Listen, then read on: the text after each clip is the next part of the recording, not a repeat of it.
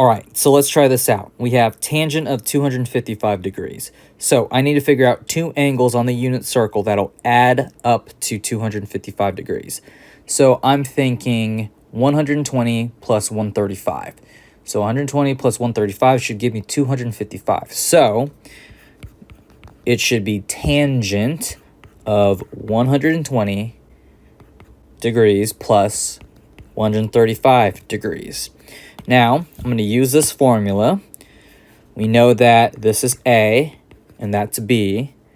So tangent of 120 plus tangent of 135 all over 1 minus tangent of 120 times tangent of 135.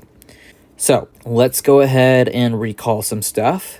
If I have 120 degrees, we know that 120 degrees is in quadrant 2. If I do 180 minus 60, so this is a reference angle of 60, we have 1/2 comma root 3 over 2.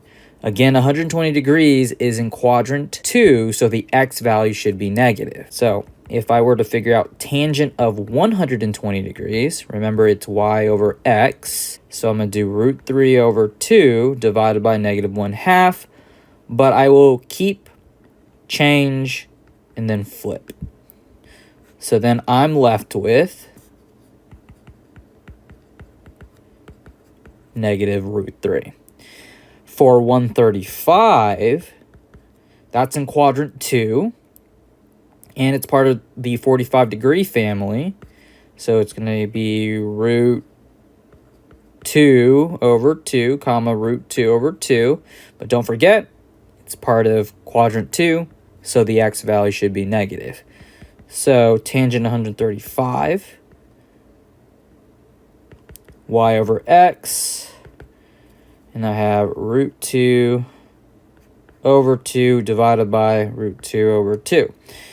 So if you have a number divided by itself, oops, I forgot, this is a negative, right? It's going to be 1. But in this case, it's negative 1 because you have a positive divided by a negative. So tangent of 135 is negative 1. All right, so tangent of 120, that is negative root 3, plus tangent of 135, that's negative 1. So I'm going to divide, and I have 1 minus, okay, so notice this is 1 minus something times something. I'm going to go ahead and put my parentheses. Tangent of 120, again, is negative root 3, times tangent of 135, that's negative 1. So we have negative root 3 minus 1 all over 1 minus, well, negative root 3 times negative 1 should be a positive, right? So that's what I should have down below. Now, you can't leave your answer like this. You'll get partial credit for doing so. So whenever I have a number minus or plus a square root, we need to multiply by the conjugate. So I'm going to multiply the bottom and top by this. 1 plus the square root of 3. All right, so this is where I'm going to FOIL. So negative root 3 minus 3 minus 1 and negative root 3 all over 1 minus 3. So we have negative root 3 minus root 3 is a negative 2 root 3. And then negative 3 minus 1 is negative 4 all over negative 2. So here we have negative 2 root 3 divided by negative 2. That's positive root 3. And then negative 4 divided by negative 2 is positive 2. And there you go, root 3 plus 2. Now, what I'm going to do is use different angles. All right, so let's say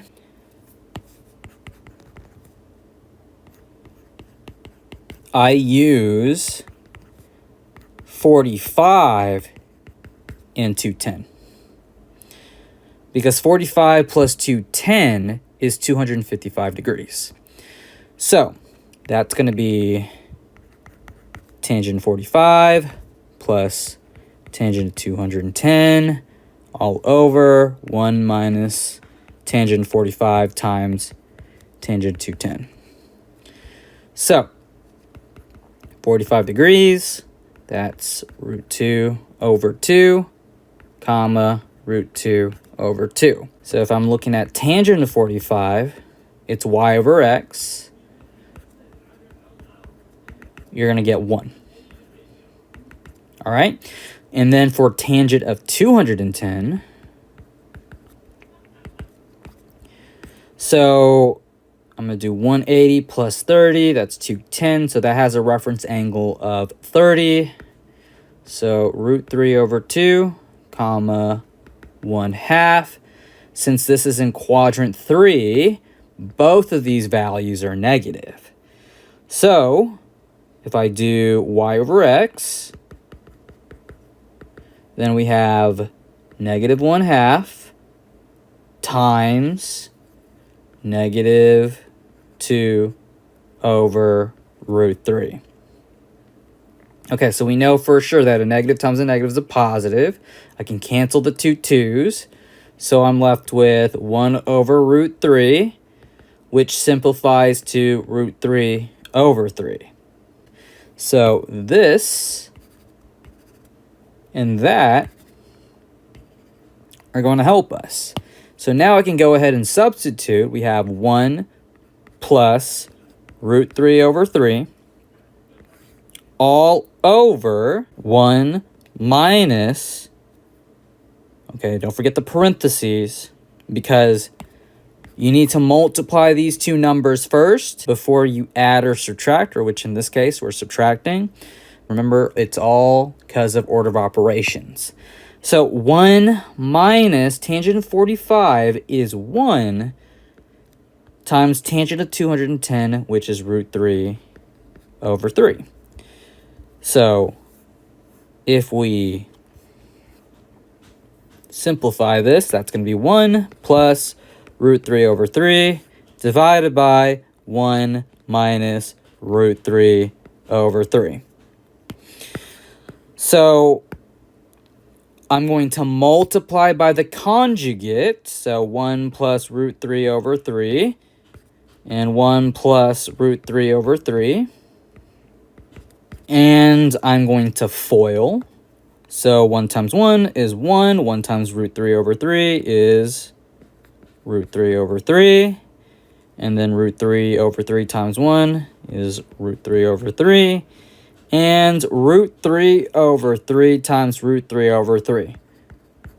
Let's go ahead and do that to the side. We need to multiply straight across. So that's 3 over 9, which reduces to 1/3. So plus 1 over 3. All over, and we still need to FOIL this. So it is 1 minus 1/3. Okay, so look at all these fractions. We can see that they have a common denominator of 3. So let's go ahead and multiply everything by 3. So see what I'm doing right now? I'm multiplying everything by 3, meaning I need to take that 3 and distribute. So we have 3 plus, okay, so 3 times root 3 over 3. This and that will cancel, right? So that's going to be root 3. Same thing over here. If I distribute the 3 to this term, it's just going to be root 3.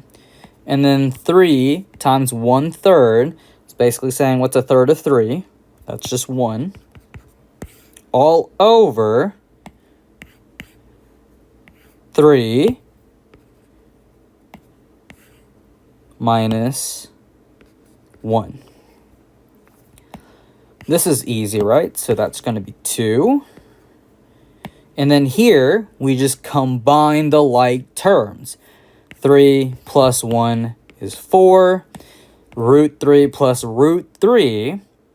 How many root 3's are there? 2 of them. So we're going to write 2 root 3.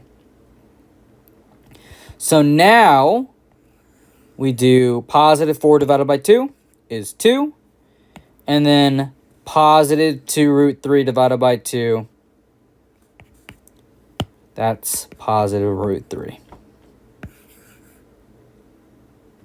That is the same answer as we got above.